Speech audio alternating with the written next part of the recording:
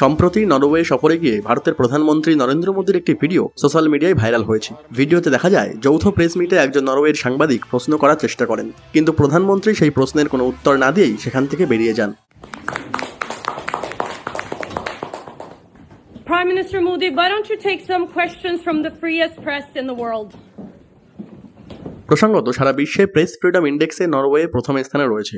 অর্থাৎ মনে করা হয় নরওয়ের মিডিয়া কোনো রকম পক্ষপাত বা বাধার সম্মুখীন না হয়ে সরকারের ওপর প্রশ্ন করতে পারে। কিন্তু ভারত প্রেস ফ্রিডম ইন্ডেক্সে 180টি দেশের মধ্যে 157 নম্বরে আছে। আর এই র্যাঙ্কিং থেকেই মূলত খানিকটা কটাক্ষ করেই নরওয়ের সাংবাদিক প্রধানমন্ত্রীকে এই প্রশ্নটি করেছিলেন। এবার এই ভিডিওটি দেখুন, ভারতের গদি মিডিয়া কিভাবে এই ঘটনাকে জাস্টিফাই করার চেষ্টা করছে। अचानक से उन्होंने प्रधानमंत्री मोदी को इन्हीं सवालों से घेरा और वीडियो बनाकर पोस्ट किया। हमारे देश के विपक्षी नेताओं ने फिर भी इनको सबसे बड़ा हीरो बनाया और सोचिए ये हमारी कितनी बड़ी हार है।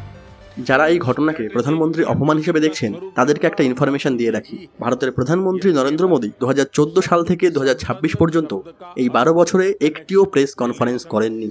এই ঘটনাকে আপনি কিভাবে দেখেন সেটা অবশ্যই কমেন্টে লিখে জানাবেন। ধন্যবাদ।